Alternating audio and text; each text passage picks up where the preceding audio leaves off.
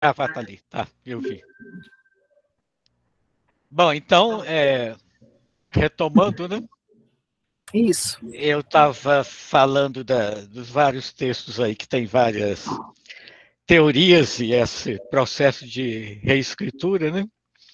E eu ia citar em seguida o Segredo do Bonzo, em que o Bonzo, de nome Pomada, Pomada quer dizer, inclusive, charlatão, né, uma gíria antiga, ensina aos viajantes esta norma que está aí, ó, o próximo slide, que eu acho que que ela é atualíssima. E eu entendi que se uma coisa pode existir na opinião sem existir na realidade, existir na realidade sem existir na opinião, a conclusão é que das duas existências paralelas, a única necessária é da opinião, não da realidade, que é apenas conveniente. Acho que nós temos essa experiência atualmente em todo esse contexto em que nós nos encontramos. Bom, essa declaração permite nós precisarmos mais o sentido do que eu chamei de reescritura. Não se trata, a rigor, de reescrever, desmanchando o escrito anterior, nem mesmo de sobrescrever, mas mais propriamente de uma espécie de escritura paralela, da produção de sentidos em paratextos, como inclusive esses que eu mostrei da advertência ao leitor, etc. Como Segredo de Bonzo e Na Arca, também o alienista pode-se dizer que é um paratexto do que narram os historiadores de Itaguaí, que é a primeira frase, né? Ele começa: as crônicas da vila de Itaguaí dizem que em tempos remotos, assim como as sucessivas teorias sobre o que é a loucura, apresentadas pelo Simão Bacamarte, são espécies de paratextos à ciência relativa à patologia cerebral, um espaço paralelo na ciência da medicina, né, como é dito no conto. E para dar mais um exemplo, né, a teoria do medalhão é uma reescritura de um texto do Luciano de Samosata, tá, né, que é o mestre de retórica. Isso já foi apontado pelo Enilton Sarrego, né? E nesse caso, considerando que a primeira escritura, diferentemente das outras que eu tomei como exemplo, que nesse caso ela já é irônica, então nós teríamos um precioso exemplo de ironia em segundo grau, em que inclusive a remissão a Luciano é explícita, quando o pai alerta o filho dizendo, né, somente não deves empregar a ironia, esse movimento ao canto da boca, cheio de mistérios, inventado por algum grego da decadência, contraído por Luciano, transmitido a Swift e Voltaire, feição própria dos céticos e desabusados. Bom, fazendo essa genealogia da ironia, e por extensão aí do ceticismo, Machado aponta a qual tradição se filiam papéis avulsos. Uma espécie de escrita da decadência, já que produzida na periferia e fora de hora, como o João César de Castro Rocha tem apontado com relação ao Machado de Assis, ou mais exatamente, né, uma autêntica invenção da decadência, como tantas invenções que se expõem no livro, das teorias patológicas de Olianista, a língua das aranhas, de A Sereníssima República, ou a duplicidade da alma em O Espelho. É como se essa escrita, que supõe sempre a leitura, ao contrário do que fizeram durante milênios muitos leitores que se dedicaram a corrigir e emendar textos que lhes pareciam inadequados à grandeza de seus autores, se interessasse justamente pelos cochilos dos grandes autores, na linha do que afirmava Horácio sobre Homero, né, quando doc bonus dormitat Homero, de vez em quando cochila o bom Homero, mas ao invés de, como poeta latino, indignar-se com isso o ironista se alegrasse, pois é nos cochilos de Homero que encontra lugar a reescrita do ironista. Esse verso de Horácio, aliás, é referido no conto aí O Anel de Polícrates. Polícrates, a propósito da verborreia da personagem Xavier, quando se diz, né, nem tudo era límpido no que ele dizia, mas a porção límpida superava a porção turva, como a vigília de Homero paga seus cochilos. Ficando então por conta do leitor decidir o sentido do que se diz, de modo que ao ingênuo parecerá um elogio da vigília, ao irônico parecerá um gozo dos cochilos. Bom, nesse sentido, tem um conto aí especial, que é uma visita de Alcibíades, uma vez que o próprio Machado chama atenção para ele num paratexto, é o próximo slide. Ele diz que este escrito teve um primeiro texto, que reformei totalmente mais tarde, não aproveitando mais do que a ideia. O primeiro foi dado com pseudônimo e passou despercebido. Então, nós temos aí a indicação de um percurso em que há um primeiro texto e um segundo, o primeiro despercebido e em pseudônimo, o segundo, então, em nome, e que ele espera, né, até pela atenção que a nota está concedendo ao texto, que ele seja percebido. Bom, a primeira versão de Uma Visita ao Alcibiades apareceu no Jornal das Famílias, em 1876, com o pseudônimo de Vitor de Paula, considerando Magalhães Júnior, que o Machado de Assis, em Papéis Avulsos, não reformou totalmente a história, como disse, pois algumas frases persistiram no texto definitivo, estando entre as mudanças mais curiosas a invocação de Alcibiades, no primeiro texto, a Vênus, e no segundo, a Afrodita. O que o Magalhães Júnior acredita, né, que se deve ao fato de que Machado de Assis se deu conta posteriormente que ele cometera um lapso, colocando um grego, um ateniense, a invocar uma deusa romana, uma figura da mitologia latina. Bom, então é interessante isso, porque seria nada menos que um cochilo machadiano, a partir do qual o Machado teria reescrito a si mesmo.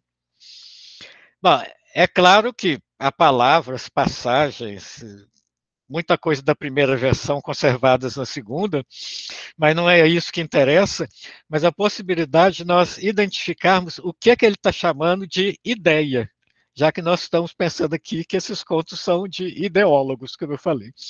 O que é essa ideia? Que ele diz que foi o único que se aproveitou e que é razoável supor, né, que ela seja aquilo que passou de um conto ao outro. Bom, do cotejo dos dois contos, né, então nós verificamos várias coisas, tá?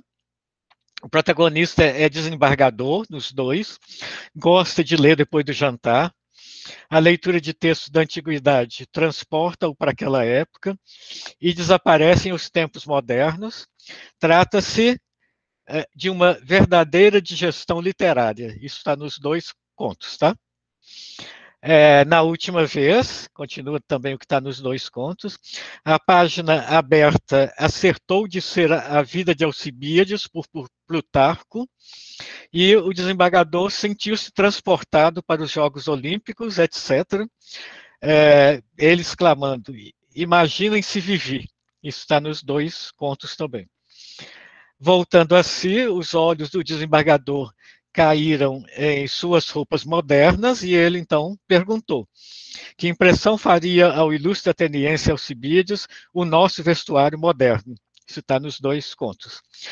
O desembargador declara-se espiritista, e ele diz que, no primeiro conto, convencido de que todos os sistemas são pura nihilidade, adotei o mais jovial deles.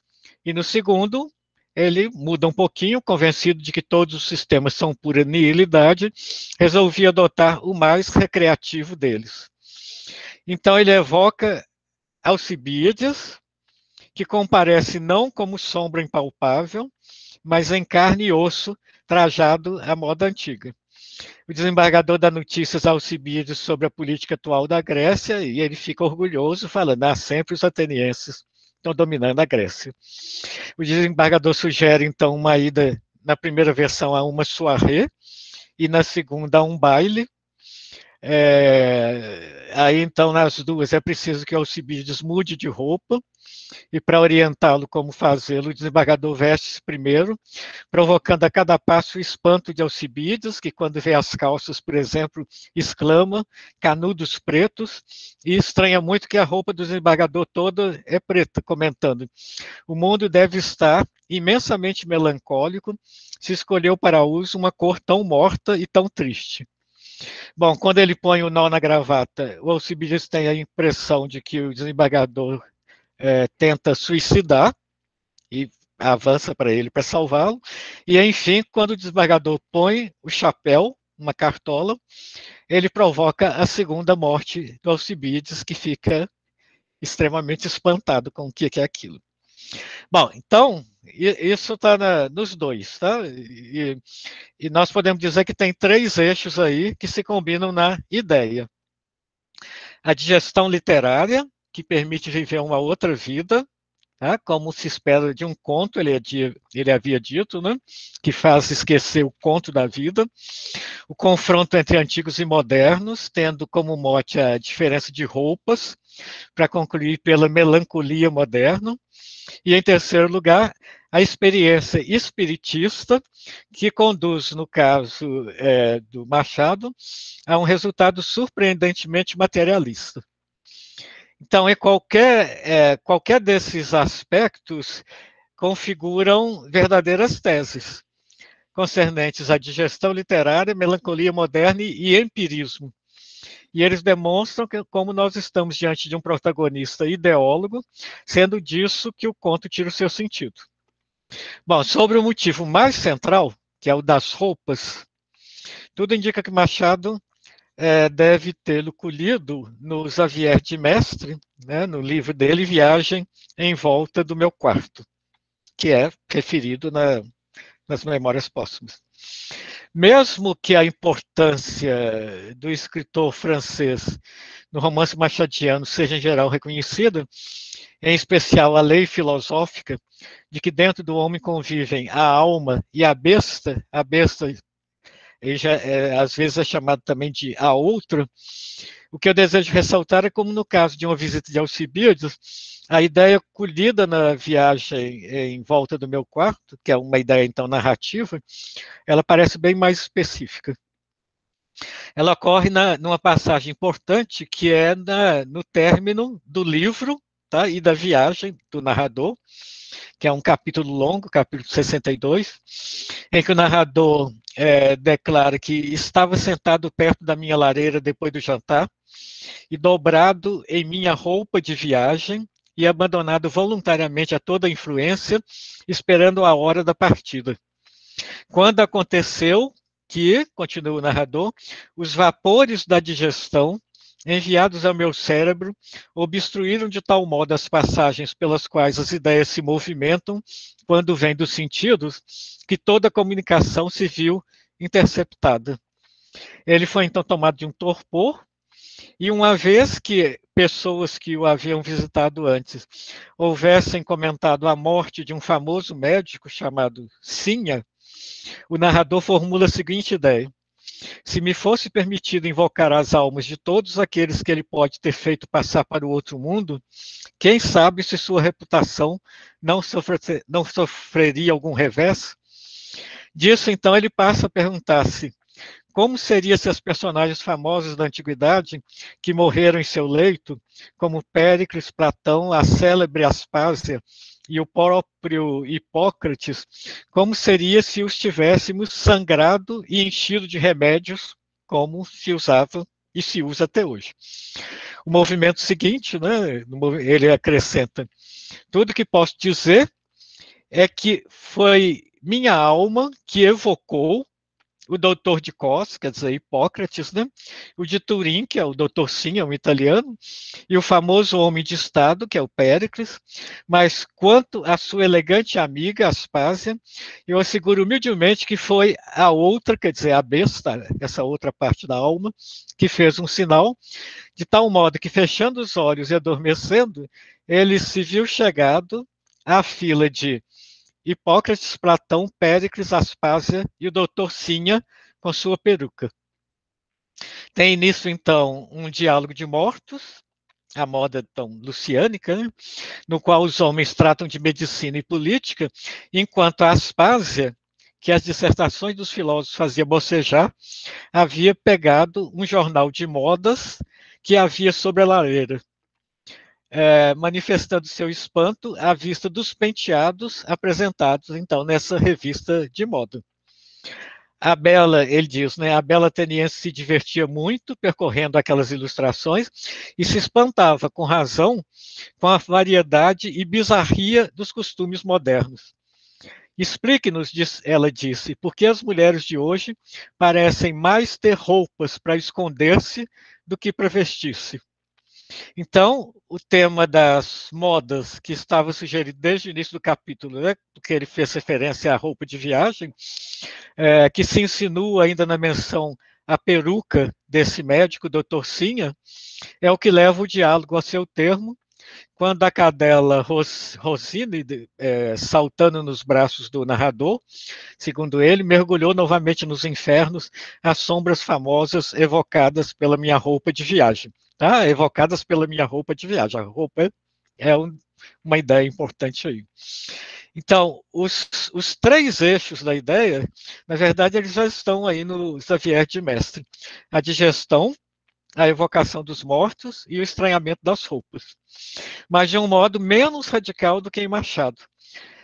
Os procedimentos a que ele, Machado, submete a ideia colhida em Xavier de Mestre são destacáveis, né? Não é mais digestão apenas, mas digestão literária, não é só a evocação dos mortos, mas um experimento espiritista de materialização, e não é só mero espanto com as roupas modernas, mas um susto capaz de matar de novo o morto. Alcibiades, que era morto, e morreu de novo.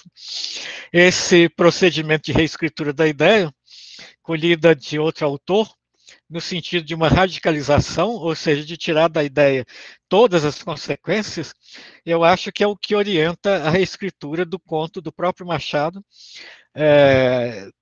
comparando os dois, o que apareceu em 1876 no Jornal das Famílias e o publicado posteriormente. Bom, no Jornal das Famílias,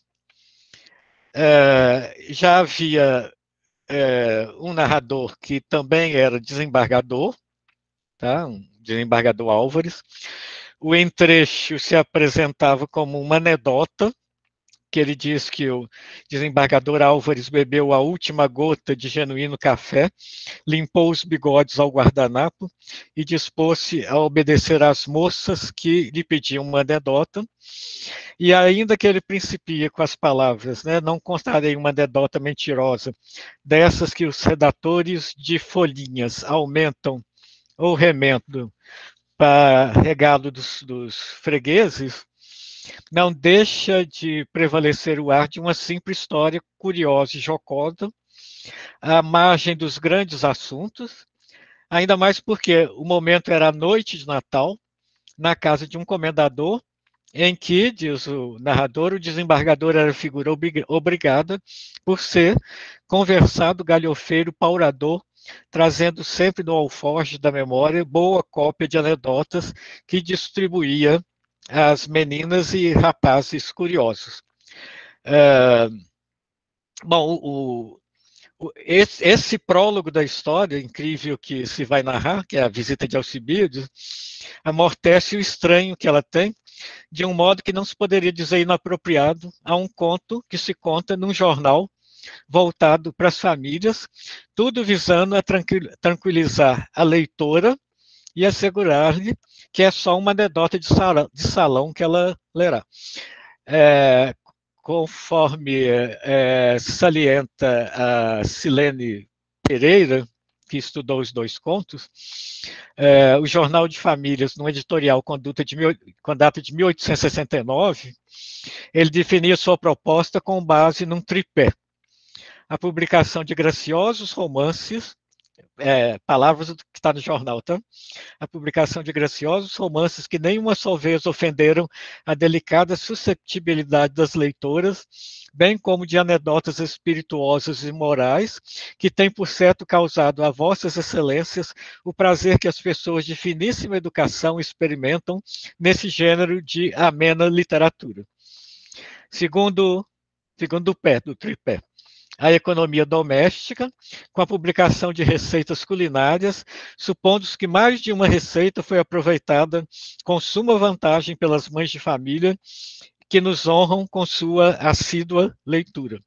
E o terceiro pé do tripé, finalmente, a moda, em que empenhamos todos os esforços para que os figurinos e os moldes, acompanhados de suas respectivas explicações, estivessem a par do que de melhor se publica em Paris, onde temos um agente especialmente incumbido deste importantíssimo objeto.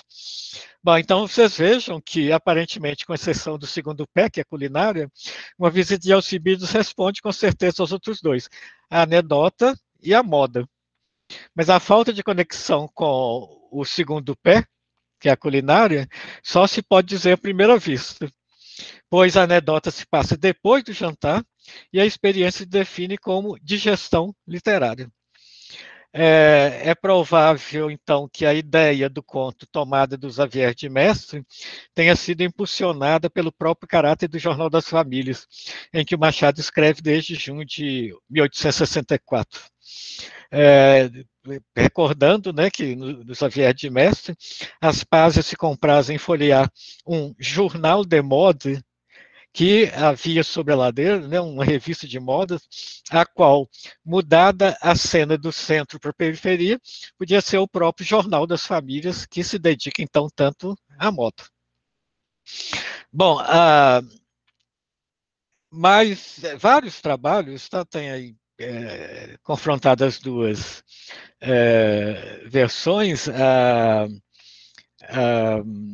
Juliana Zanco Silva, que faz um cotejo bem detalhado, ela pensa que as duas se poderiam dizer, a primeira uma versão feminina, a segunda uma versão masculina, até pelos veículos em que elas foram publicadas, né? O Jornal das Famílias, depois a Gazeta de Notícias.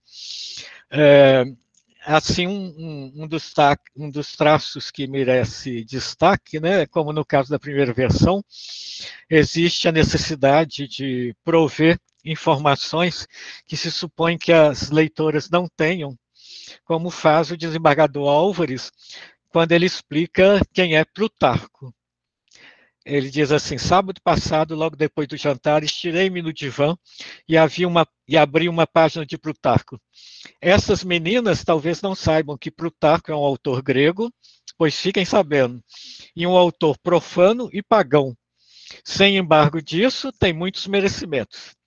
Então, reparem como que essa explicação que se dirige às personagens do conto, habilmente se dirige também às leitoras do Jornal das Famílias, funcionando ainda como um elemento de mitigação do impacto da história.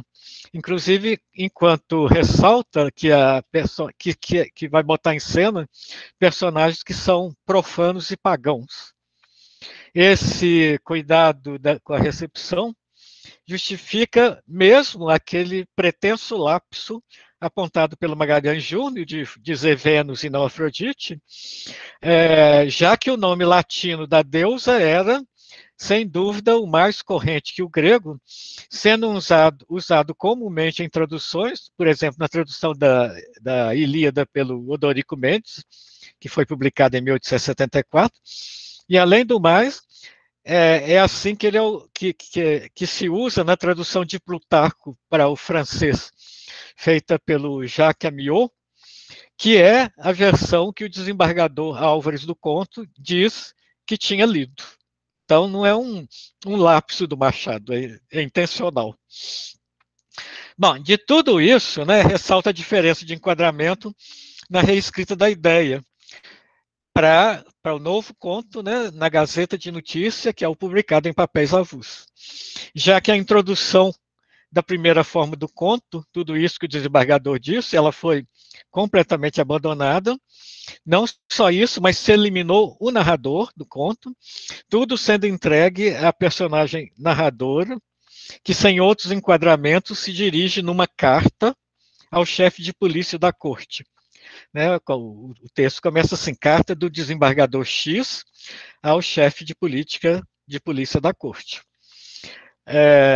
Essa é uma modificação muito importante, né? Que garante que, independentemente do aproveitamento de algumas frases, o Machado de fato conservou da primeira versão não mais que a ideia narrativa, com seus 3 elementos: digestão literária, né, evocação dos mortos e modo. Eu não vou analisar em detalhe a diferença dos dois, tá? Mas eu quero só apontar um dado que é uma descoberta, tá? Que relacionada com os autores ideólogos, e estou pensando ainda no Bakhtin, que esse tipo de escrita tem sempre dados de atualidade. Né? São situações fantásticas, mas com dados de atualidade. E nesse caso, né, a data do experimento do desembargador X, que está na abertura do conto que eu li, né, que é 20 de setembro de 1875, ela parece apontar para alguma coisa nesse sentido. Bom, então vamos lá. Tá?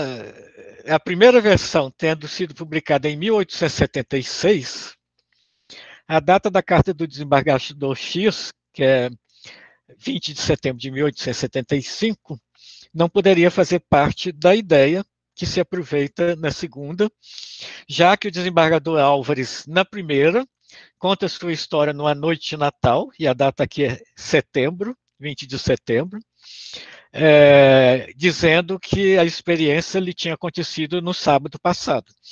Então, as datas não batem. O João César, o Renato Oliveira Rocha, comentando esse conto, ele anota como, por coincidência, 1875 é o mesmo ano em que a obra de Allan Kardec começou a ser traduzida e difundida no Brasil.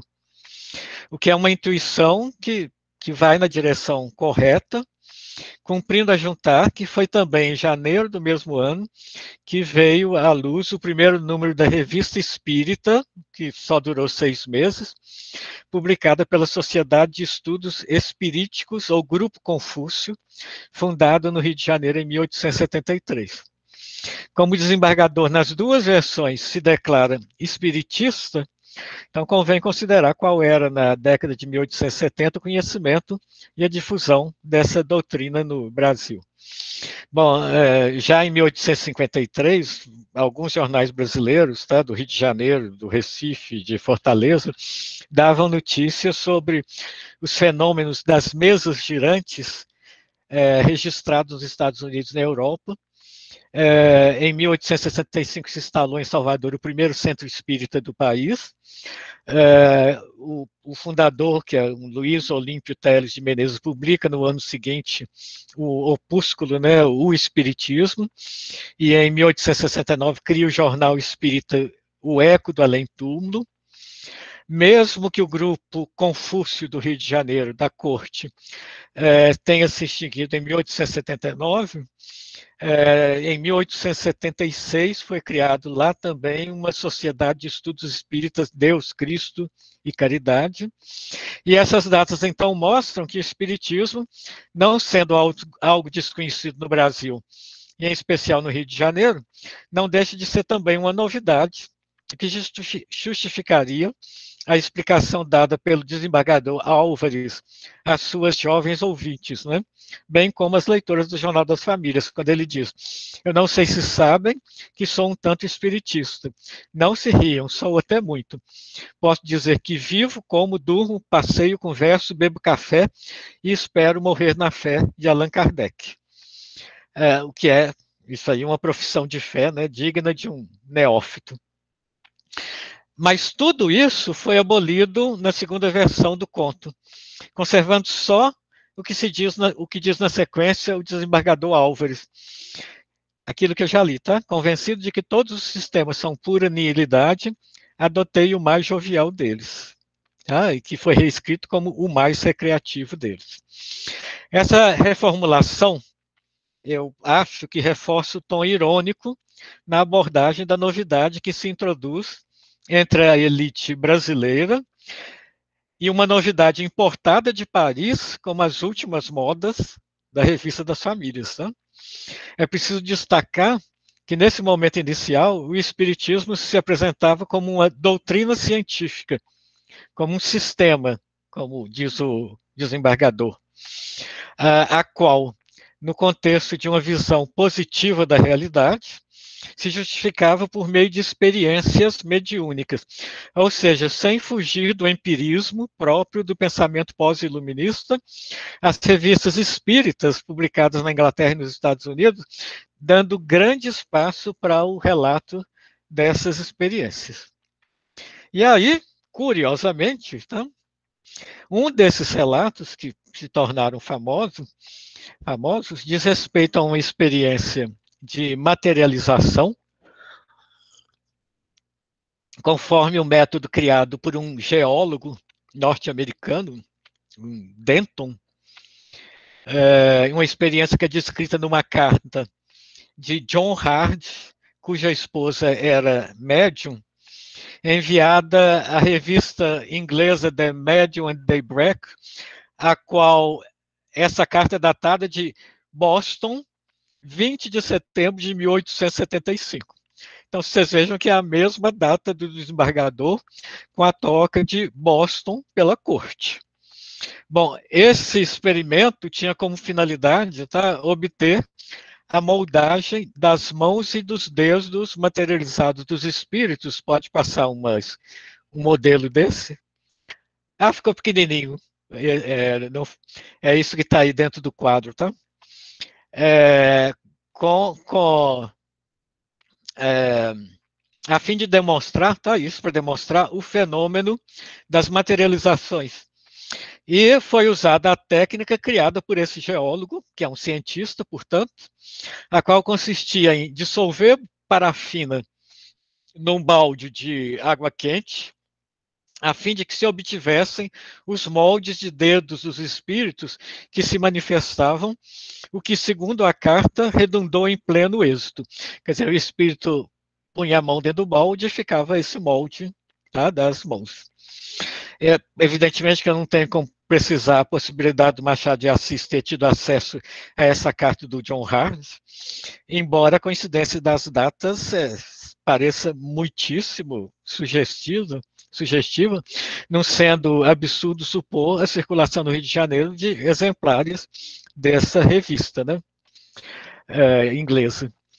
Seria difícil admitir que uma experiência como a relatada no Jornal Espírita pudesse ser uma das fontes, já que o conto do Jornal das Famílias, pela proximidade das datas, é muito próximo das duas publicações, mas devendo se notar que a ideia colhida, ao que tudo indica, né, na viagem em torno do meu quarto, dos Xavier de Mestre, supunha um contato com os mortos apenas em sonho, ao contrário do que se passa em Machado, em que a presença de Alcibiades é em carne e osso, ou seja, representa uma forma de materialização. Aliás, mais radical que nesses experimentos espíritas.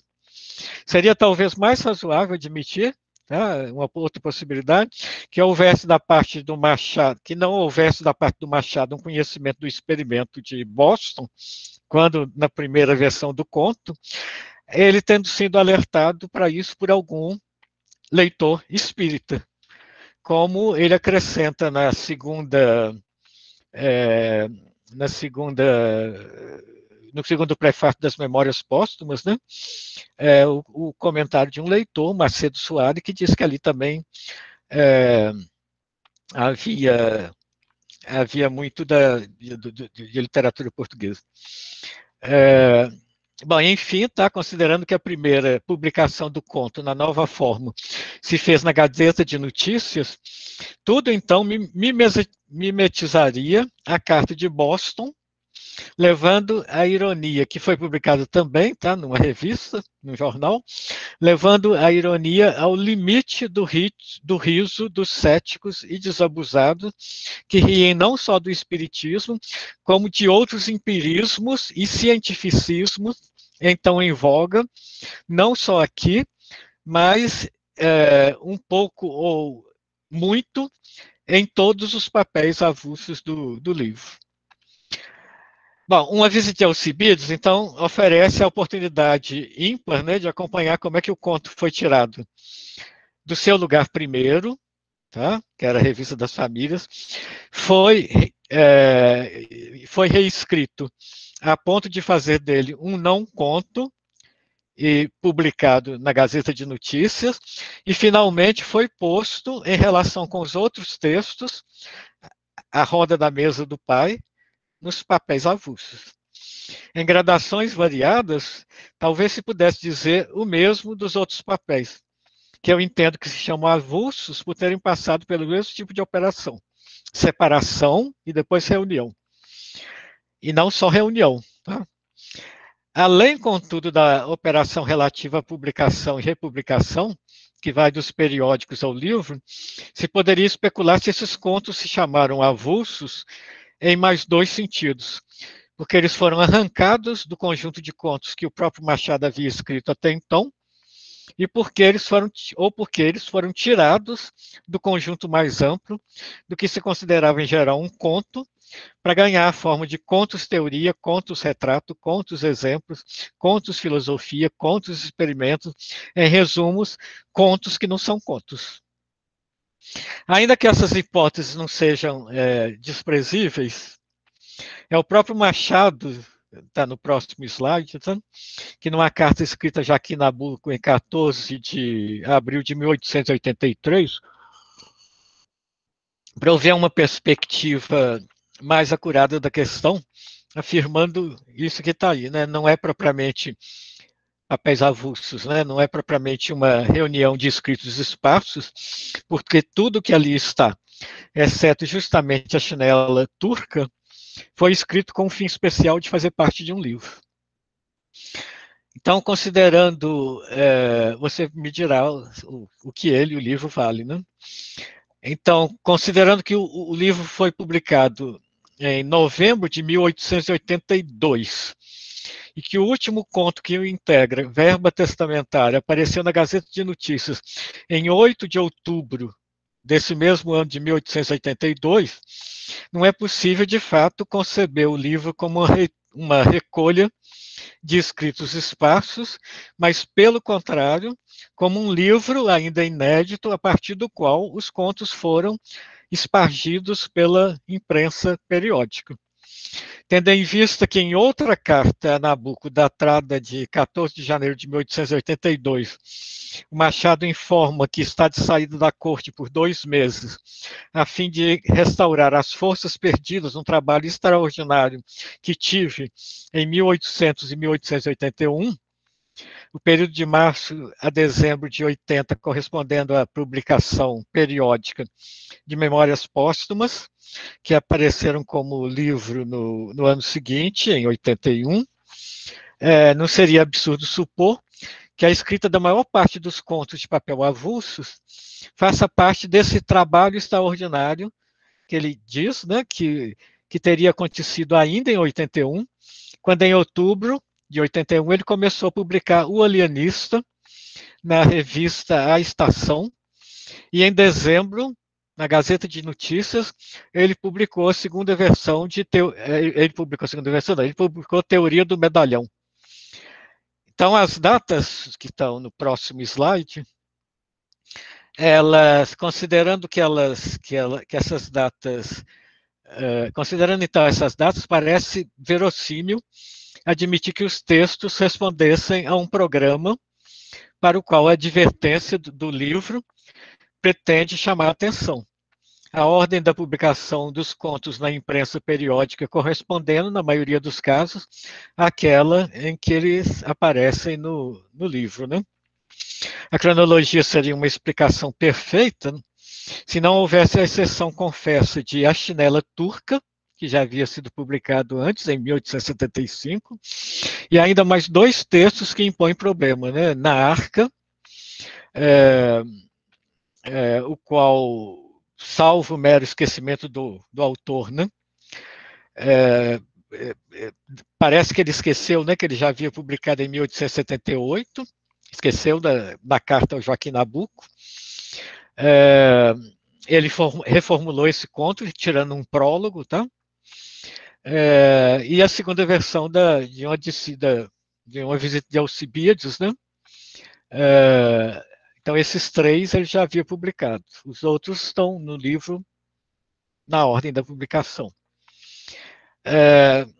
Aí, o que nós constatamos é que esses três, eles parece que destroem a ordenação do livro, mas nós podemos pensar que, por outro lado, em vez de serem eles os destruidores do programa, eles foram os incubadores da ideia, né, a ideia que presidiu todo o livro. Bom, além das afinidades, né, providas pelas linhas de força que atravessam a obra, né, a que eu já me referi, então eu proponho que o sentido do livro decorra da sua organização, em que a inclusão dos três contos, né, publicados há mais tempo, que perturbam a ordem temporal débil, apropriada a recolhas, né, de papéis avulsos, no sentido comum, ao invés de destruir o programa, reforçam a coesão do todo. Não se trata, nesse caso, de uma ordem linear, mas de uma estrutura em quiasma, no próximo slide, tá? Que eu estou representando aí. Vocês aí podem acompanhar, ó, na categoria do que antes eu propus que se possa ter com o que parece mero conto, ao primeiro conto, o alienista, corresponderia o último, verba testamentária, já que ambos tratam de formas de loucura e das teorias sobre elas. No caso do alienista, as loucuras dos moradores de Itaguaí, e do próprio alienista, né? E no caso do protagonista de verba testamentária, né, Nicolau B.C., ele tinha, o cunhado dele tinha uma teoria de que esse Nicolau padecia de uma lesão orgânica provocada por um verme no baço, por isso que ele era louco. Os dois textos, tá, já tendo sido postos em correlação pelo Yves Barbieri, num artigo sobre papéis avulsos. Ele diz que as duas narrativas, elas constituem, os dois contos constituem narrativas simetricamente contraposta, a primeira, a última com a primeira, com a qual, tá, guarda contrastes e afinidades surpreendentes. Bom, ao terceiro conto, A Chinela Turca, corresponderia então o décimo, O Espelho. E ambos são exemplos de conto dentro do conto, que tematizam a experiência do duplo, os quais ainda, segundo o Ivo Barbieri, já no artifício cenográfico de abertura, guardam afinidades impressionantes. O Ivo Barbieri percebeu essas duas coisas, tá? Mas ele não montou essa estrutura do livro, mas ele está... Os leitores, eu acho que percebem essas relações que existem entre os contos. Bom, o quinto conto, que é Dona Benedita, corresponderia ao empréstimo, que são sendo os dois mais acabados exemplos do que aparenta ser meros contos, os quais têm como assunto a veleidade ou a fraqueza de vontade. Já na categoria dos não contos, ao segundo, que é a teoria do medalhão, corresponde o 11º, uma visita de Alcibíades. E os dois são retomadas de temas aí da tradição luciânica, como eu me referi. O primeiro dos conselhos do Mestre de Retórica, que é um texto de Luciano, e o segundo dos Diálogos dos Mortos, de Luciano. Ao quarto conto, na Arca, corresponde o nono, a Sereníssima República, os dois sendo sobre a luta pelo poder e os impasses da política, tendo como pano de fundo, de um lado, os animais na Arca de Noé, e do outro, a República das Aranhas. E no ponto mais central, ao sexto conto, né, O Segredo do Bonzo, corresponde o sétimo, O Anel de Polícrates, os dois sendo sobre a questão das opiniões e dos lugares comuns. Então, vocês vejam que essa estrutura quiástica provê uma amarração forte ao livro, já que num quiasma, né, como aí está nessa estrutura aí geométrica, né, o princípio corresponde ao fim, e assim se amarram os extremos sucessivamente até a medula mais central. Essa organização esclarece ainda a sucessão entre o que parece mero conto e o que não é, aliando, portanto, o critério de gênero ao temático, o que só faz saltar aos olhos a perícia que presidiu o arranjo desses papéis no procedimento de arrebatamento e reunião de textos que, em princípio, seriam avulsos, mas que, na inteligência da sua disposição, produzem o sentido programático pretendido para a sua leitura, fazendo ver a ideia que os reúne em torno da mesa do Pai.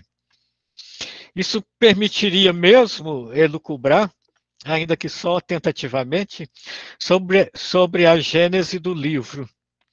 Como só a Chinela Turca e na Arca não foram escritos para papéis avulsos, datando de antes de Memórias Póstumas, todos os outros textos, incluída a reescritura de Uma Visita de Alcibíades, tendo sido publicados entre outubro de 81 e outubro de 82, e como em Memórias Póstumas, o famoso capítulo 93, intitulado O Alienista, aqui se segue o capítulo, então, 94, Os Navios do Pireu, contendo uma anedota que, passando por Xavier de Mestre e outros, remonta a Luciano, não se pode deixar de pensar que o conto O Alienista, que, como eu já disse, começa a ser publicado em outubro de 81, mais Teoria do Medalhão e Uma Visita de Alcibíades, que são textos luciânicos, publicados em concomitância, constituem os primeiros ensaios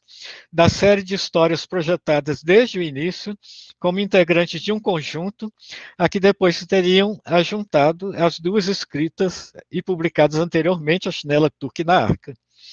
Se, com exceção dessas, as outras fizeram um percurso, em princípio invertido, quando se trata de recolhas, indo do livro, né, inédito para a estampa periódica, nós devemos, depois, voltando para o livro publicado, nós devemos entender que esse próprio percurso constitui uma das operações que dão sentido ao livro e a cada um dos contos, incluindo a reescritura de Uma Visita de Alcibíades.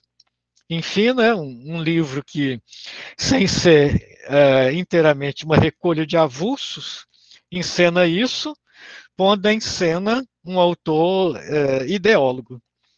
Daí a razão porque ele começa por dizer, né, que esses papéis sendo avulsos, a verdade é essa, sem ser bem essa. Obrigado. E obrigado para quem agora garantiu um sossego tão grande que eu acho que era o mais difícil. Nossa, já sinto... Não, acho que... Muito obrigada, né? Agora nós tivemos paz. Coisa boa. Foi bom, né? Embora tivesse, aliás, nós tínhamos dois espíritos de porco, né, no anterior. Agora nós tivemos paz. Bom, agora eu vou passar a palavra para o a experiência traumática depois faz valorizar o que Não seria normal, né? Aí todos nós... Verdade. Alexandre, agora eu passo a fala para você, não sei se você estava controlando o chat, não sei se tem considerações, enfim, agora está com você. Bem, primeiro, Jacinto, muito obrigado aí pela conferência, sempre brilhante, né? Sempre um prazer te ouvir. Sim, fico sempre muito feliz, assim, a gente aprende demais com você, né? E eu mesmo tenho várias perguntas, na verdade. No chat, não houve propriamente nenhuma pergunta, mas houve uma observação, né, um comentário da Ivanete, né, que é a nossa colega do departamento, professora Ivanete, a respeito do espiritismo, não é? Em que ela menciona uma crônica do Machado, né, de 19 de agosto de 1889, né, bons dias, né?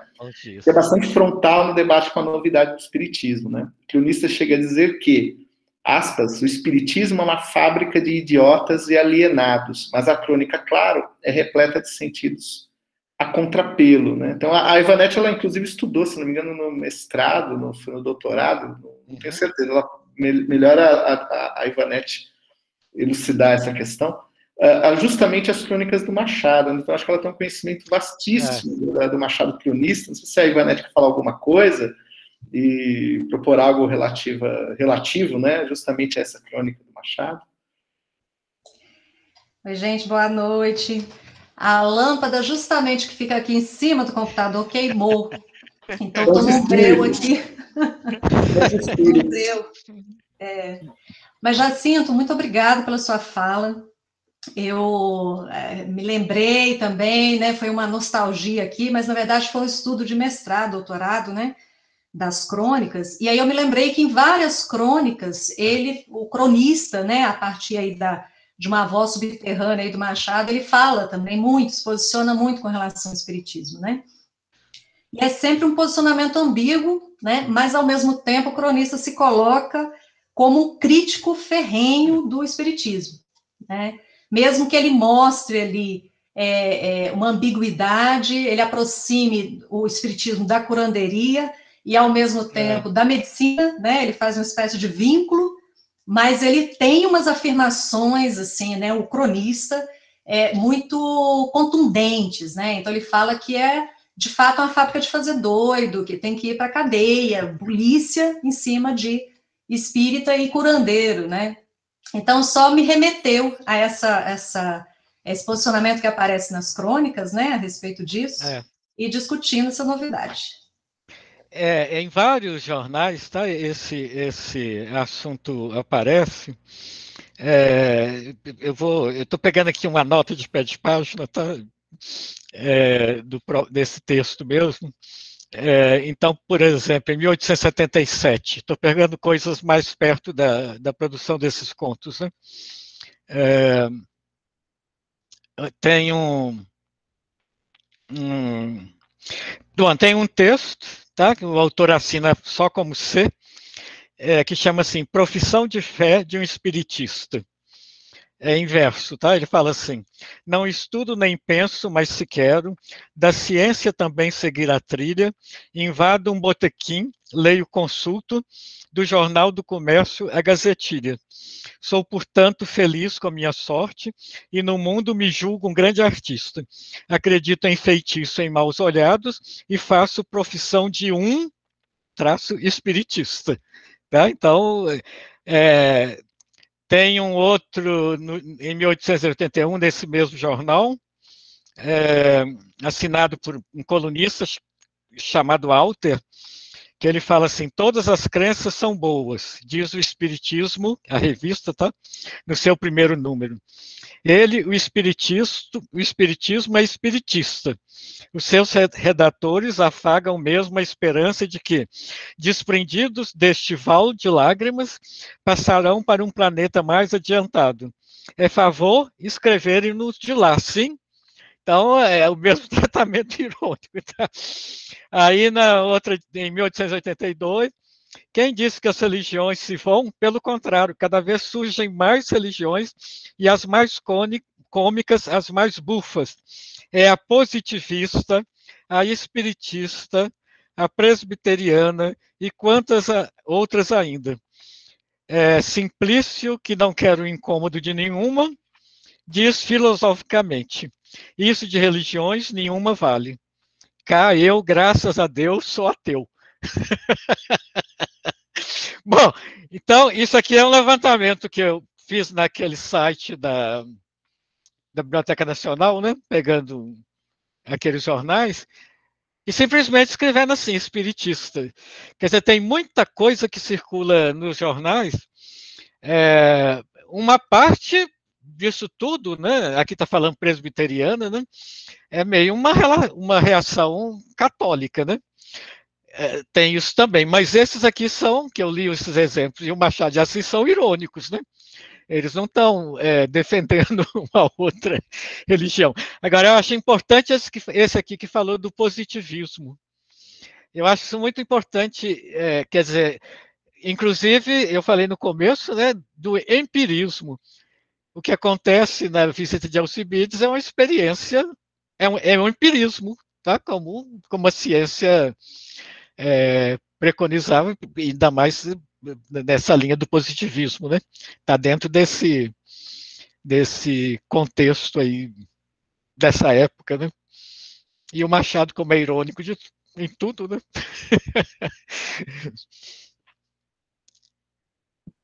De uma certa forma, quem é irônico, né, tem que ser cético, né? Porque se você vai tratar tudo assim, desse jeito, você não pode acreditar numa coisa, senão você vira quem está brigando, né? Quem tá o irônico está fora, meio fora da briga, né? É como o Luciano, né?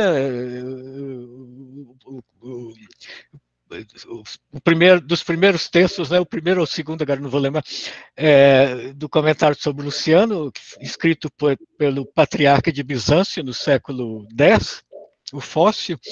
Ele fala assim: o Luciano não diz em que ele crê, a não ser que a crença dele seja em nada crer. Eu acho que isso aplica bem ao Machado. Eu não estou pensando a pessoa, não sei o que ele é, mas o escritor. Né? Eu acho que quem lê, inclusive aí o escritor inteiro, né? O romancista, o escritor de teatro. E as crônicas são muito interessantes. Né? Tem uma crônica, tá? Daquilo que eles publicavam. Que um conjunto, né, esse problema de identificar de quem que é a crônica, mais de um escritor tinha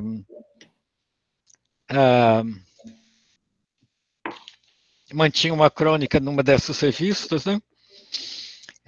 Então,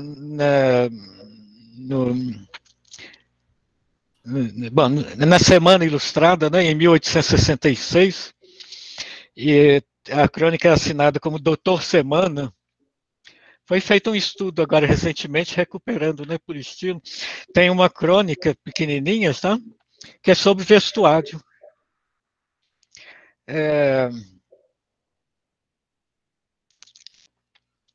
A crônica diz assim: publicou-se em França um livro onde são lembrados os meios de fazer com que as mulheres compreendam e estudem as obras do gênio grego.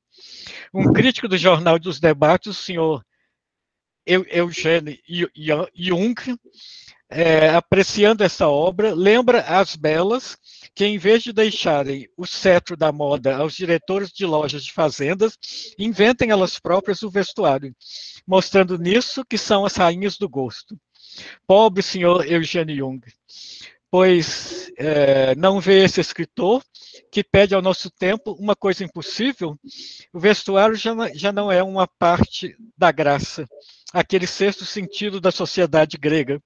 Perde-se no tempo, depois que inventaram os enfeitos modernos para as senhoras e o traje lúgubre para o homem, preto, né? Igual está na... É impossível fazer voltar os olhos das sociedades atuais para os modelos antigos.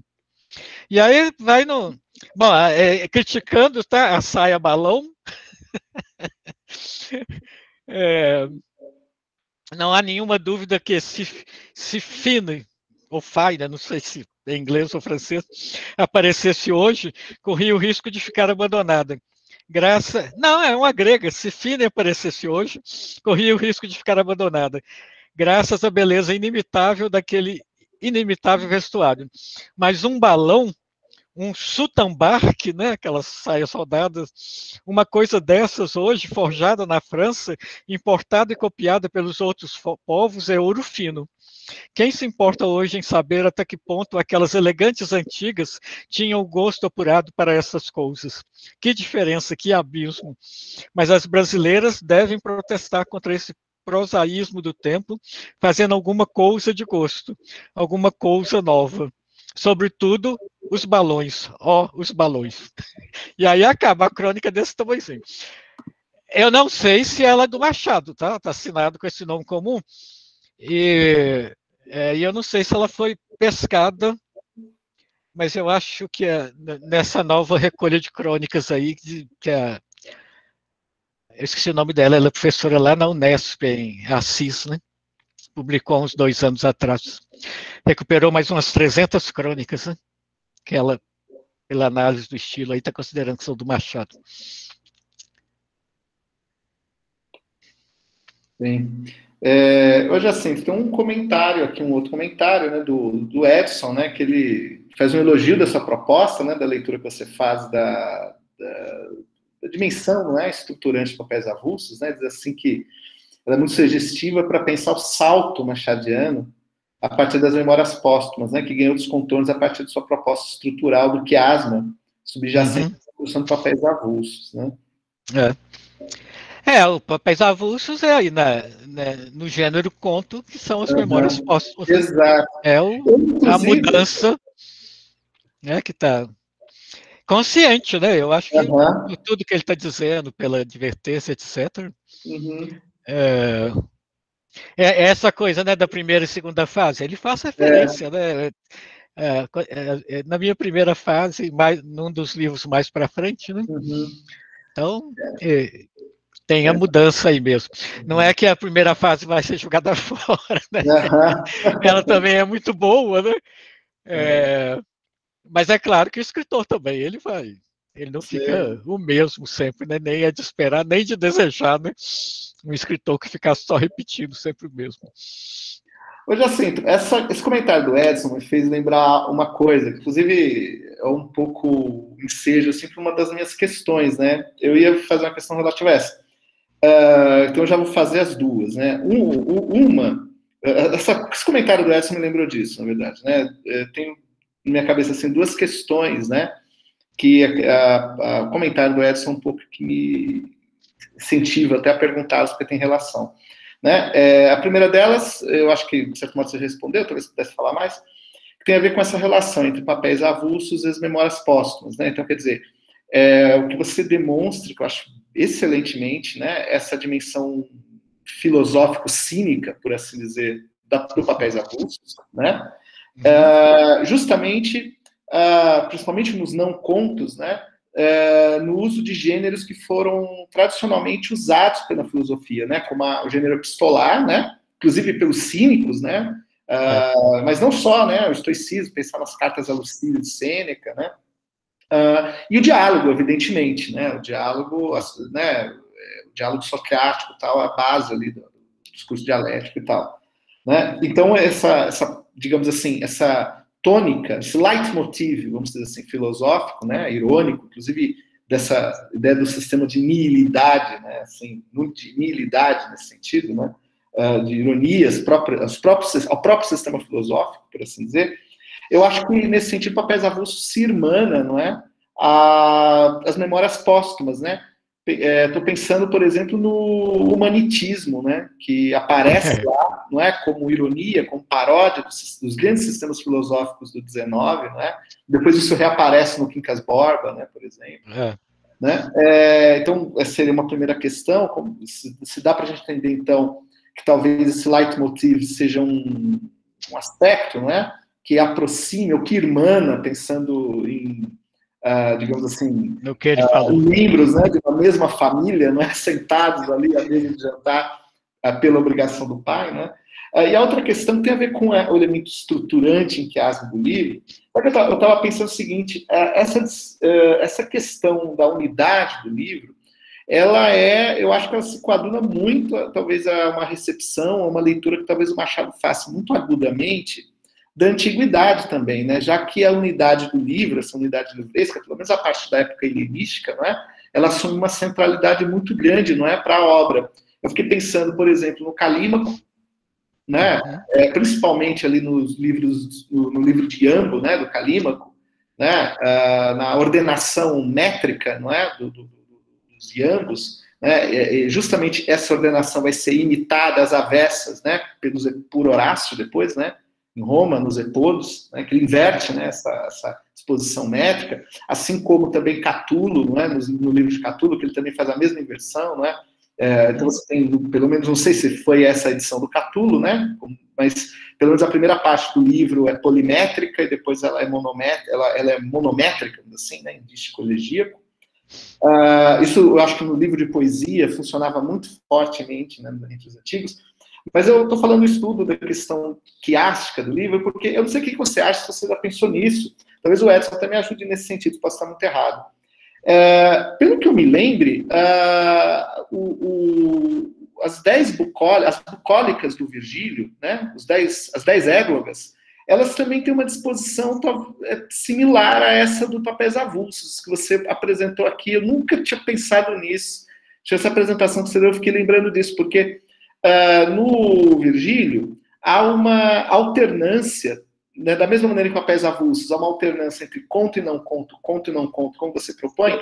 Nas églogas, você tem uma alternância entre églogas dramáticas, narrativas, dramáticas, narrativas, dramáticas, narrativas, e, se eu não me engano, há também uma relação especular, ou de quiasmo, entre, por exemplo, a primeira bucólica, a 10ª bucólica, a segunda bucólica, a 8ª bucólica, e assim sucessivamente. Eu não sei se você também pensou nisso, ou o que você tem a dizer, né, a respeito. Você acha que talvez talvez Machado tenha percebido uma tradicional unidade, talvez, eu vou ser anacrônico aqui, uma unidade quase semiótica da forma do livro, né, já entre os antigos, e em alguma medida ele a emula. Eu não sei o que você acha. Eram essas duas questões iniciais. Eu tenho uma outra questão também, mas eu deixaria para depois, ou também não faria. Né? Enfim, é isso. Eu vou... A primeira, né? Eu vou considerar, tá? Eu vou pegar a questão do humanitismo. É claro que isso é uma aproximação grande, né? Basta a gente pensar no alienista, tá? Ou essas outras teorias todas que aparecem aí, né? Eu estou anotando uma coisa aqui para depois eu não esquecer. Então, é claro, eu acho que tem relação. Inclusive, os dois livros foram escritos na mesma toada, vou dizer assim, né? Porque mal acabou de publicar Memórias Póstumas, ele já estava começando a publicar o Alienista, que foi também na forma de folhetim, né? Eu acho que está no mesmo contexto aí. E essa coisa a aproximação é boa de se fazer. Eu não tinha pensado na aproximação do humanitismo, fiquei aqui com Papéis Avulsos. Mas tem muita outra coisa disso aqui isso aqui como eu disse, isso aqui são os apontamentos iniciais. Ainda tem muita coisa para ser debulhada, indo nas Memórias Póstumas, tá? É o trabalho que está aí pela frente. Agora, isso que você está falando, tá? É muito interessante pelo seguinte, eu apresentei essa primeira vez que eu levei essa estrutura em quiasma, foi num colóquio sobre Machado de Assis na UERJ, quando ainda se faziam colóquios que eram presenciais, como eram bons, né? E aí o Zé Américo estava lá, Zé Américo Miranda, para falar sobre o livro de poesia, Crisálidas. E depois que ele viu essa minha apresentação, ele deu o toque que o livro era montado assim. Então, na organização dos poemas, até pelo tipo de métrica e tal, o livro ia seguindo assim, o poema do meio até a metade era do tipo aqui, e a segunda metade já era do tipo lá. Quer dizer, isso é uma técnica que ele... Eu não vi depois do trabalho do... Tem esse problema também, né? Evento presencial, né? Eu não podia ficar no último dia, não vi o trabalho do Zé Américo, mas essas coisas vão ser publicadas. A Andréia Verquema está lá organizando o livro. Agora, eu não havia pensado nisso que você está falando, do modelo antigo também. Isso também é um gancho muito legal para poder pensar essa relação de Machado com os antigos é muito interessante, né? Porque não é a relação neoclássica, dos neoclassicismos, né? De reverenciar, mas é essa relação, esse olhar irônico. Agora, eu acho, e aí a Ivanete que trabalhou com as crônicas, não sei se reparou isso, eu acho dessa perspectiva, né, de como é que ele usa a antiguidade, eu acho que a antiguidade serve como, e aí vou usar também coisas que ele fala, né, como antídoto contra a melancolia da modernidade. Tá? Principalmente a romântica, melancolia romântica. Então, a ironia é o jeito de ligar, de afastar aquela coisa toda romântica, né? E quanto mais vai passando o tempo, mais ele vai ficando irônico, né? Ele nunca deixou de ser, né? Eu acho que sempre tem um segundo, pelo menos um segundo nível de compreensão nas coisas que ele escreve desde o início.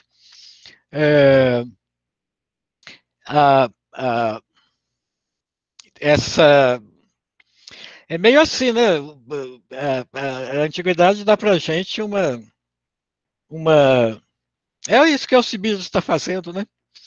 Quer dizer, ele fala, o desembargador fala, né? Uma coisa que fere a minha suscetibilidade de homem moderno é que venha um antigo rir da minha roupa, tá? E aí isso dá eu acho que esse jogo é por aí. Agora, essa da organização dos livros é legal. Depois vou explorar mais essa coisa do quiasmo a partir daí. Eu tenho uma... Você conhece, né? O Alexandre Hasegawa, né? Ele estuda a unidade tá. Em Horácio, né? Nas ódias, né? Ele está pensando... Quer dizer, nas ódias e também nos epodos, né? Acho que ele faz um trabalho fantástico, né? Com os epodos do Horácio. E eu fiquei pensando em outra coisa também, Jacinto, da questão da filosofia e o gênero biográfico, né? O bios, né? Antigo, né? Que está lá em Plutarco, está lá em Suetônio, mesmo Suetônio que é menos, mas acho que no Suetônio ainda se vislumbra ali uma dimensão agonística, né? Das vidas, como em Plutarco, principalmente, né? Eu fiquei lembrando de um negócio aqui, que interessante. A menção é muito interessante, né? A noite de Alcibiades, uma visita de Alcibiades, desculpa. Porque, assim, eu fiquei evidente, né? Eu acho que, de um lado, há uma dimensão filosófica reforçada ali, pela menção, assim, justamente pela presença do Alcibiades, que, para mim, é uma referência cruzada ao diálogo socrático. Não sei o que você acha disso, né? Não só ao Alcibiades estadista, né, mas uma alusão cruzada a Sócrates, né, e Sócrates também no diálogo, né, nos diálogos, né, tem uma carga de ironia enorme, né, certamente depois incorporada pelos cínicos, né, e ao mesmo tempo a referência a Plutarco, Alcibiades evidentemente por causa da vida, né, do Alcibiades pelo Plutarco, né, pela pena do Plutarco, me lembra justamente desse interesse já ali, muito latente, do Machado pela biografia, né, pela bios, né? Isso se reflete nos romances da grande fase, digamos assim, né? A própria Memórias Póstumas no limite, uma biografia, não é? Depois você tem o Memorial de Aires também, nessa chave, né, da bios, né? E tem também o Dom Casmurro, principalmente, que eu acho que lá, isso o Edson pode falar melhor, né? há uma referência direta ao gênero biográfico, né, a partir dos antigos, ali ele refere, não é? O Edson pode fazer um comentário também. A Suetônio, não é, ali, né, e tal, principalmente, quando ele fala dos medalhões, né, César e tal, Nero, né, não lembro, Massinissa, não é, Edson? Fala do Massinissa.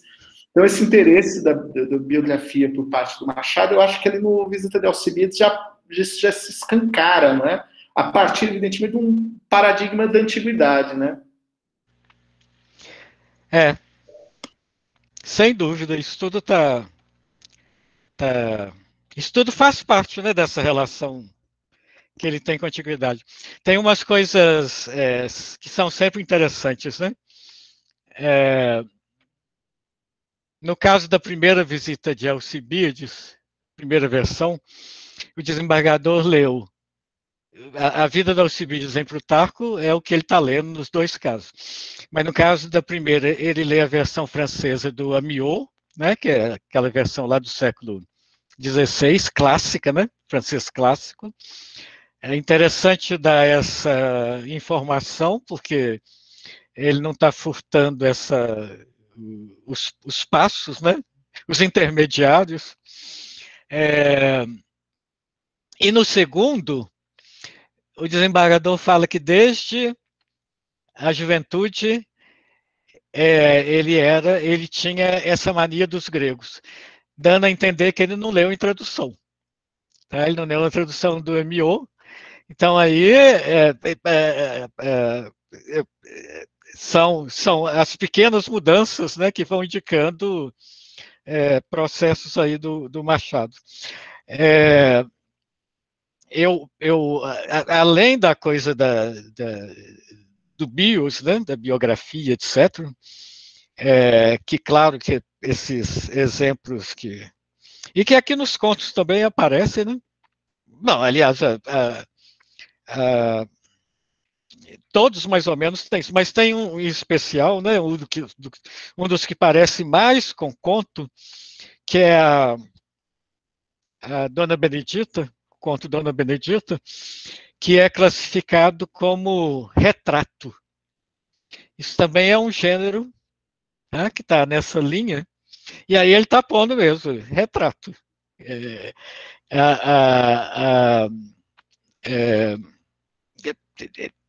Que é uma forma, né? É uma forma do bios também, desse gênero biográfico, sendo um retrato narrativo, né? É menos do que uma icon. Agora, cada um desses aspectos, né? É isso que eu queria fazer. E fazer assim, tendo tempo, né? E é isso que eu estou fazendo mais ou menos.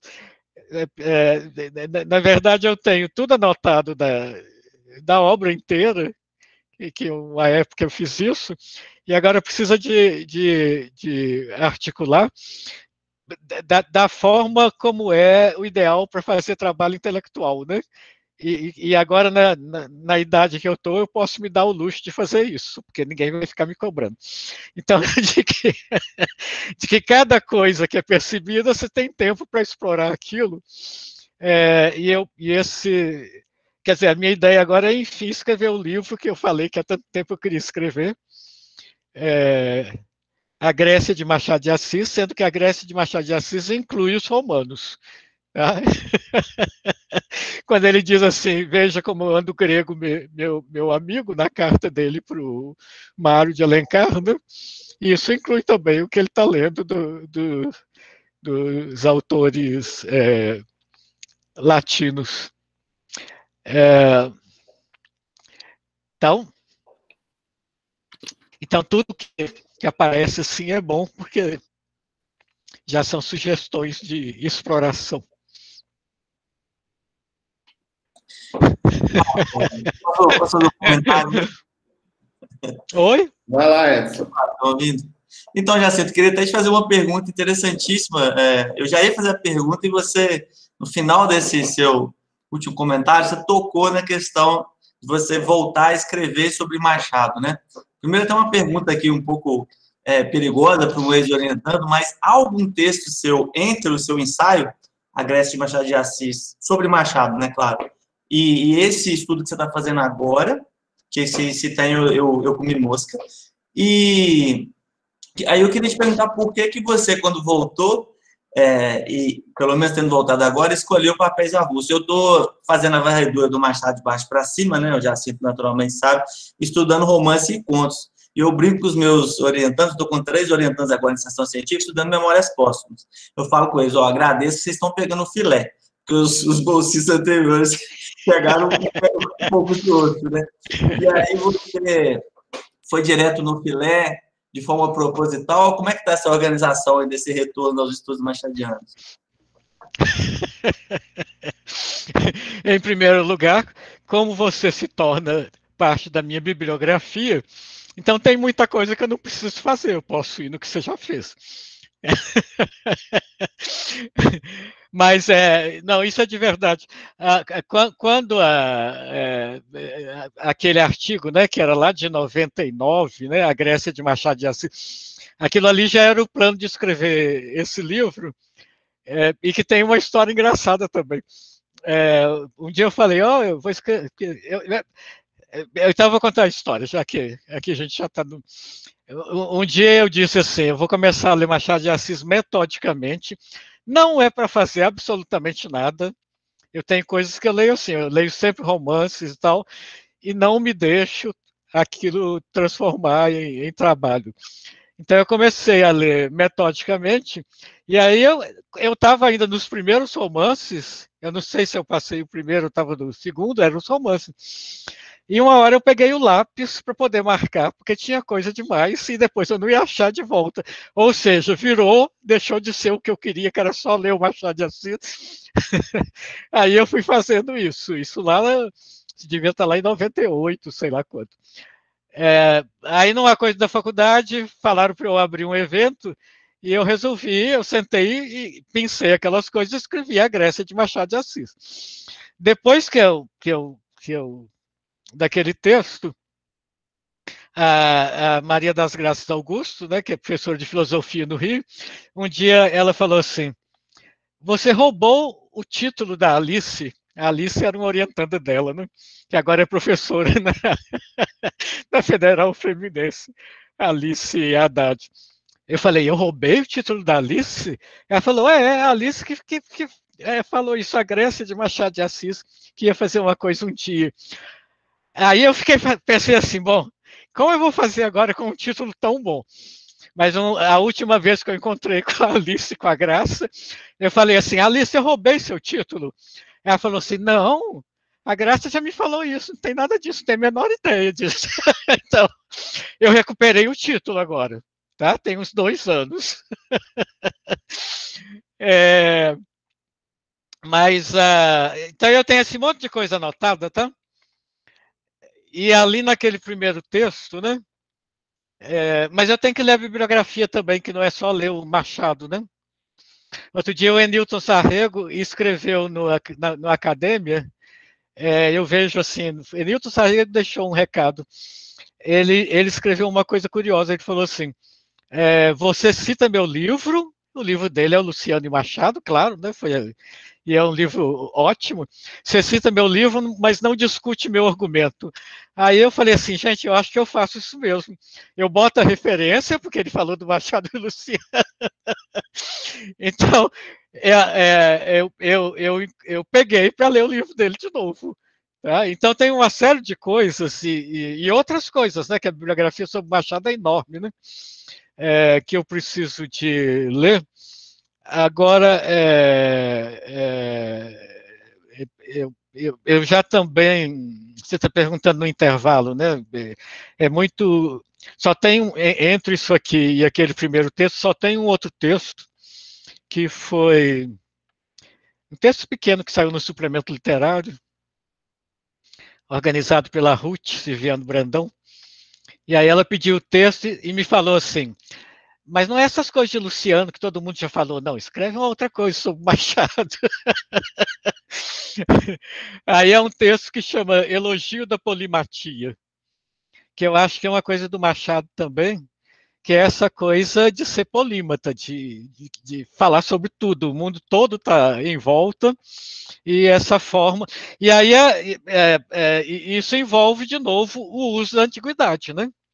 Quer dizer, na hora que está falando daquele acontecimento no Rio de Janeiro em tal, aí ele puxa uma coisa mitológica, aí, quer dizer, tem esse gosto de uma dispersão, inclusive, né? Que muita gente critica, né? Alguém que é especialista em tudo não é especialista em nada. Na forma leve, inclusive, como ele escreve, né, sobre coisas graves, né? Que seria também a outra. Estou aqui também falando de coisas que ele diz, né? Eu acho que é um ponto importante aí para a gente entender também o que ele está fazendo. E aí a bibliografia sobre o Machado aponta para muita coisa, né?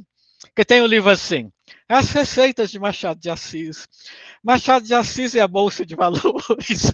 Quer dizer, tudo isso está lá nos textos dele, tudo está lá. Quando alguém escreve sobre alguma coisa assim, então, além de chamar a atenção, né, da gente para coisas que a gente não havia atentado, dá esse background, né, para a leitura, né, para a leitura ficar mais refinada, né? O texto é isso, a polimatia, é o 2008. Machado polímata. Tá no site aqui digestivo cultural, eles republicaram do suplemento literário? Então pegado, então. É do suplemento. Agora, é uma cachaça, né? Porque é um autor muito interessante. Tem autor assim, né? Que a gente não percebe tudo na primeira leitura, né? E aí, quando você relê, aí você vê outras coisas, que era a minha experiência, que eu falei, vou ler tudo, porque eu tinha lido coisas assim soltas, como a gente lê, né? Durante a vida e desde o colégio. Porque papéis avulsos, né? Depois que eu percebi essa coisa, como o livro está montado, eu vi como se perde quando se tira um conto isoladamente, mesmo que seja o alienista, que é sensacional. Ou quando se fazem outras coletâneas de contos do Machado. Você tira o conto do lugar dele, tudo bem, está criando outros sentidos e está circulando. Não é nenhum pecado, não. Mas está perdendo o que ele está falando, né? A ideia, né? O sentido, né? Não tem sabedoria, mas tem sentido na citação que ele faz lá e que ele vai lá numa citação bíblica, né? Agora, é legal também, e aí eu não falei aqui, né? Porque ele está falando da besta do Apocalipse, né? E tem toda a descrição da besta, daquele pedaço. Quer dizer, talvez seja pensar que um livro de contos sempre vai ser um tipo de animal compósito, assim. Né? E mesmo com as partes variadas, né, aquilo, como ele diz lá, né, do Apocalipse, como é que é? Aqui tem sabedoria e sentido, né? Que tá... Aí seria uma outra coisa. Na verdade, essa coisa da Grécia de Machado de Assis, essa Grécia aí, para mim, ela tem que incorporar a forma como ele lida com a antiguidade toda. Porque existem estudos disso, né? Como é que ele usa a Bíblia, né? E não é uma forma diferente dessa forma dos antigos aí. E é sempre curiosa, né? Uhum. É isso. Bem, obrigado, Jacinto. Queria ver se alguém tem mais alguma questão, algum comentário. Vou fazer um comentário rápido aqui, já que o Jacinto confessou que o Enilton falou isso aí para ele, que ele cita o livro, mas não discutiu o tema. Eu queria saber se o Enilton leu o seu ensaio, ele se aproveita da sua ideia de que essa Grécia machadiana é a releitura da tradição, porque isso não está no livro dele. Claro que o seu ensaio é posterior, mas ele tem talvez até pela característica ensaística, né, diferente de uma tese de doutorado, né, que é o resultado da pesquisa do Enilton, ela tem essa proposição, sobretudo para mim, né, que tem me dedicado ao assunto, bastante quase que de uma teoria, né, para se pensar essa poética machadiana que revaloriza Horácio, que valoriza a poesia helenística, como o Alexandre citou. E, para terminar, eu queria só falar uma coisinha rápida do comentário que eu fiz, porque é até interessante, quando o Alexandre citou as bucólicas, a gente fez mesmo que um transmimento de pensação aqui, Alexandre, porque o que eu achei assombrosa dessa análise que você fez, assim, é que ele está fazendo isso na prosa, né, e daria até para pensar a relação com o Borges, né, porque o que ele está fazendo é esse procedimento metatextual gradativo a partir das memórias póstumas, né, e isso também estando em papéis avulsos, mas no texto de prosa, me parece altamente sofisticada essa detecção, porque na poesia a gente está acostumado a lidar com essa ideia dos números. Você vai organizando, né? Quando o Alexandre falou as bucólicas, sabe o que eu tinha pensado? Na Divina Comédia.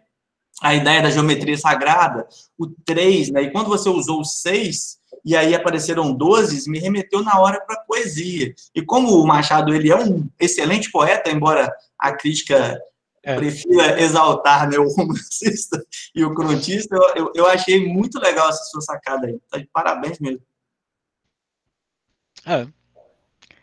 E aí a gente continua trocando ideias.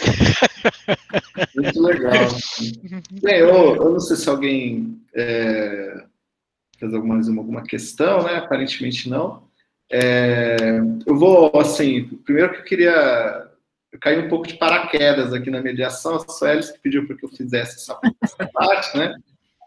Mas, assim, não é nenhum problema, na verdade, pelo contrário, é um prazer enorme, né, fazer isso, e ouvir o Jacinto, sempre muito legal mesmo. E eu queria te agradecer de novo, Jacinto, demais, né? Só fico triste que a pandemia, esse distanciamento todo, né? Ele tem nos impedido de, ano passado, ser como visitante, de ter uma relação mais próxima do CHF, né? E todos nós, teria sido muito legal. Não que não fosse agora, né? Mas poderia ter sido mais, né? Poderia ter sido mais. Então, eu agradeço muito e é isso. Eu lamento toda semana quando eu penso assim, meu Deus, eu podia estar em Mariana dando aula. E estou aqui na viagem à volta do meu quarto, né? No estilo da viagem de mestre. Você sabe que eu pensei. Eu falei isso, aliás, porque eu sei que você gosta demais de Mariana, de Ouro Preto. Eu adoro. Né? Eu já estive na rua lá em Ouro Preto mais de uma vez, né? Eu já pensei assim, ó. E aqui já vai virar uma proposta. Se durante o meu tempo como professor visitante não acabasse a pandemia, eu vou querer depois um tempo extra, que não precisa ser coisa nenhuma, para ir dar uma aula em Mariana. Tá combinado. Mas é isso que a pandemia não está deixando. Não, fechou. Quer dizer, eu não estarei, quer dizer, eu devo estar saindo por alguns meses aí da coordenação, mas quem me substituir, o convite já foi colocado, né, colocado e já foi aceito. Não, aceito, né, Alexandre? Não, total. Eu acho maravilhoso. Bem, então, aí eu encerro. Então, passo para a Soelis aí, para dar as últimas palavras, né? Grande Soelis, querido Soelis. Pois é, Jacinto, olha, foi assim um prazer muito grande te ouvir. Foi muito bom, né? Aliás, falar de Machado, né? E vindo de Jacinto é muito maravilhoso. E com os meus colegas aqui, né? Com a colaboração luxuosa aí de Alexandre, de Edson, foi muito, muito bom mesmo. E eu gostei absolutamente de tudo, né? Conhecer um pouco mais sobre Machado. Eu estou tão afastada aqui dos estudos literários, preciso dizer isso, né, Rômulo? A gente fica tão envolvido com os estudos linguísticos, né? Então, assim, foi delicioso ouvir, foi muito bom. Eu fico falando com meus alunos, assim, porque tem aluno que não gosta de teoria, né? Eu não sei se vocês têm essa sensação, mas eu percebo, falei assim, gente, eu amava minhas aulas teóricas, sempre gostei de ouvir o professor falar, eu acho que a gente aprende tanto, mas aluno quer saber de você botar troço no quadro, e desculpa os alunos que cá estão, para poder fazer uma atividade, é tão bom ouvir, né, a gente aprende tanto, e eu gostei muito também do que você falou, Jacinto, assim, que você já está numa época que você não precisa, você pode fazer sem esperar ser cobrado. Olha que delícia, gente. Isso é ótimo, maravilha. Eu espero um dia chegar a dizer isso, viu? Para vocês todos ficarem incentivados. É só esperar que chega, esse que é o problema. Não, que bom, tomara que chegue. Não precisa chegar galopante, não, mas vai ficando com cabelo branco, com barba branca. Não, mas fica isso aí... assim, mas um dia chega. Não, mas não tem problema, né? Se chegar bem, que tá bom. Tem que ter alguma vantagem, né? Na velhice, né? Não é possível, né? Não é possível. Pois é, olha, Jacinto, eu quero realmente te agradecer, foi muito bom, acho que assim, pena que os maus espíritos do primeiro tempo, né, avacalhou aí, porque nós tínhamos um grupo grande de pessoas, né, nós éramos 42 a 43, quer dizer, tiramos os espíritos ruins, uns 41 pessoas, e depois caiu para metade, então assim, foi ruim, né, a gente perdeu um pouco aí, mas perdeu em termos de público, eu estou dizendo, né, que poderia ter sido... Mas, do modo geral, a aula foi deliciosa, foi muito bom. Abrimos com chave de ouro, né, Alexandre, Romina, Ivanete, que são os colegas aqui, eu já não sei mais quem é que está aqui, que é do coisa. Então, foi muito bom. O Paulo está? Tá, o Paulo está aqui, verdade. O Paulo está até dizendo aqui, é um voto de fé na vida e no conhecimento. Em tempos difíceis de negacionismo, exemplo das manifestações caricaturais da ignorância, que presenciamos hoje. Verdade, né, Paulo? Verdade. Maria Clara está ali, mas não está aparecendo. Maria Clara está aí, mas... Maria Clara está aqui. Não quis dar o ar da graça. Ela preferiu ficar às escuras. Bom, gente, tá então, bom. Agradeço a todos e a todas que participaram, foi muito bom, eu tenho certeza que todo mundo aproveitou bem. E vamos, Jacinto, já vou deixar para a próxima pessoa, né, que vai me substituir, né, Alexandre, que fica feito o convite aí, de uma próxima, mas assim, olha, presencialmente, lá no CHS, né, com todo o ar de Mariana. Edson, você já está sem pandemia, né? Sem pandemia, sem pandemias. Nós temos aqui 18 testemunhas para não deixar esquecer, né? A gente vai cobrar essa presença. Sim, exatamente. 18 testemunhas aqui na sala, né? Está registrada, anotado. Tá gravando, viu, Alexandre? Ainda mais que tá gravando. Gravando. Isso aí vai pro YouTube, hein? Alexandre, pois então tá feito, tá feito. Bom, gente, olha, no mais, muito obrigada, boa noite, nós vamos ter uma noite bem, apesar do calor que está acontecendo, né, mas foi uma noite bastante leve, apesar dos pesares, foi muito bom. Obrigada mais uma vez, obrigada a todos. Alexandre, obrigada aí pela parceria. Imagina, foi, Célis. Tchau. Obrigado, obrigado a todo mundo. Boa noite. Boa noite, obrigada. Boa noite a todos. Tchau. Tchau, Tchau, obrigada, Carol.